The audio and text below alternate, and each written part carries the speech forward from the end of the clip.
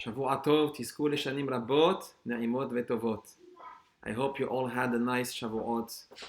I hope you enjoy the family. I hope you enjoy the weather, the food, and of course the tefillot and the Torah learning. We read Tehillim on Shavuot because David HaMelech passed away. And I want to share with you tonight a story that has to do with Tehillim. The power of Tehillim with a little twist.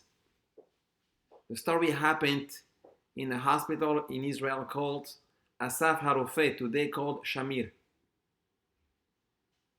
And there is a man there in the hospital that is standing in front of some papers that he needs to sign. But let's rewind a little bit before to what happened.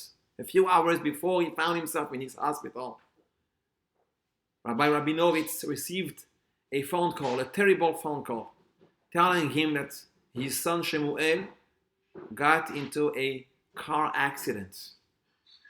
And lo alenu velo alechem, his life was in danger. The rabbi takes his wife with him to the hospital. And when they get there, they give him all these papers to be signed before the surgery and all the procedure that they have to go through. And in one of those lines, he just has a hard time to read what is required. He's surprised. They are asking him to maintain his calm for the well-being and the well-recovery of his son. And he just can't believe it. He could do anything else. He could sign for everything else. But to keep himself calm, lo alenu, to have a child that is between life and death, he can't be calm. So he's asking the nurses, are you guys serious about this? Well, what is this? And she's explaining to him, we just trying to help you, and we are trying to cover all the necessary points, and that's one of them. B'ezrat Hashem, when you'll be next to your son, we expect you to also give him strength and to make sure that you don't have any panic on your face. Show a calm face as much as you can. This is for him. And he understands and he respects it.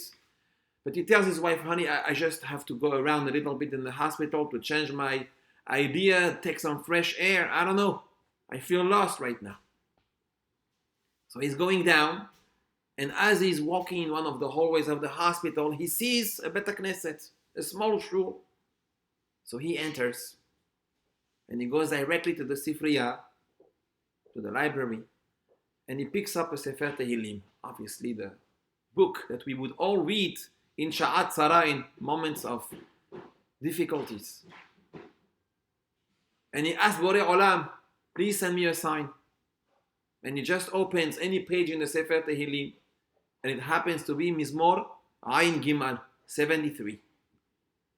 And as he's starting to read the Mizmor, he already has his sign, Mizmor LeAsaf.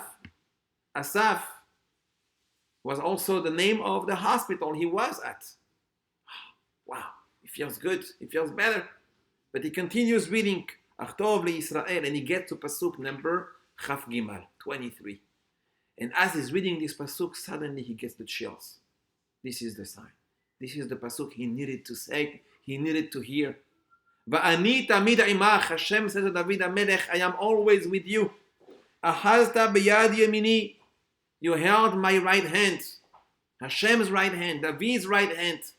David feels close to Borei Olam at that moment. Va'ani tamid imach, ahazta b'yad yemini, and the same energy is just taking over Rabbi Rabinovitz's mind and body. And he takes the book and he gets closer to Aron HaKodesh, to the Hechal, where you have the Sefer Torah. And he starts to say this Pasuk again. And as he's saying this Pasuk again, tears are just falling on his cheeks. So he's saying it again and again and again, with more itlahavut, more enthusiasm, more kavanah, more closeness to Borei Olam. For an hour, a full hour, he just stands there and he repeats the same pasuk, Va'ani tamid imach, ahazta b'yad yamini, Va'ani tamid imach, ahazta b'yad yamini. Over and over and over. Once he feels really relieved, he's closing the book, puts it back in the shelf, and goes upstairs to the floor where his son was there. Looks at his wife as a changed man and tells the nurse, I am calm. I am good. I feel good. Baruch Hashem. Bechazdei Hashem, his son was able to leave the hospital just a week later. An unbelievable, almost miraculous recovery.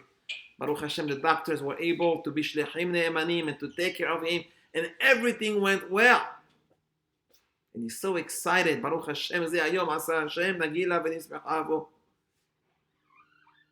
Gets to the floor, elevator opens, and he enters there to pick up his son. But as he leaves the elevator, a tall man with a kippah on the head tells the rabbi, thank you. Thank you so much. I was looking for you. I couldn't find you. And now, Baruch Hashem, I'm able to see you. Thank you. And the rabbi looks at him. I don't think we know each other. I think you have the wrong person. But it's nice to meet you. And the man says, I know we don't know each other. But you saved my life. I saved your life. What did I do? And the man said, I came to this hospital about 3 weeks ago. I wasn't feeling well. I didn't know what I had. And the doctors were just having a very hard time to diagnose my problem. And they were going from one treatment to the other. Nothing was working out. It was completely foggy, dark. And as days went on, I just got more and more depressed and sad. And I couldn't see any bright future in front of me. And about a week ago, I was just walking in the hospital like a zombie. And I heard a voice as I was passing by the Bet HaKnesset. And I saw someone inside. So I just entered silently, without disturbing. And I sat down. And I saw a man praying by the Aron HaKodesh with a book of Tehillim in his hands. Tears. And his voice. And the pasuk that he was reading, it was the same pasuk over and over. Va'ani tamid imach achazta biyad yamini. And every time that man was saying this pasuk, it just entered my neshama in a way that I just couldn't believe. That kavanah, this hope, the faith that you had, because it was you, I saw you. You were able to change me. And the moment that I left the Bet HaKnesset, I went upstairs to my room. I told my wife, honey, I don't know, I can't explain it. But we need to change our life. We just can't live like that. We need to have a stronger emunah. We need to go back to our roots, to our shorashim. This is what we are missing. This is what I am missing. Of course, my health is important, but we are missing that piece of the puzzle. And on that day, my wife saw how convinced and how convincing I was. And she agreed, she accepted to get stronger in Torah, in mitzvot. This was a week ago. And since that day, everything had changed. Suddenly, things were just working out better. On the health level as well. And I entered this hospital without a kippah on the head. But thanks to you, I am leaving home, Me'ezrat Hashem, soon, with a kippah on my head. Proud to be not just Jewish, but also a son of HaKadosh Baruch Hu. And all that from what? From the pasuk that you were repeating over and over and over and over. It changed me. So thank you so much. What a story. A story about the power of Tehillim. How Tehillim can change someone's life. The power of Tehillim when we believe in those holy words that they will, Be'ezrat Hashem, have a positive effect. But also to believe in the power that we can have on others. And not just on others, on people that we don't even know.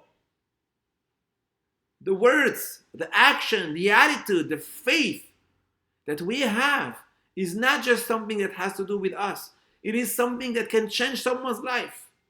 It can change someone's life that we don't even know, we're not even aware of. This is something we have to always remember. as Jews, as Am Segula, who receive the Torah, who receive this special privilege of Mamlechet Kohanim Begoy Kadosh. This is the power that we have.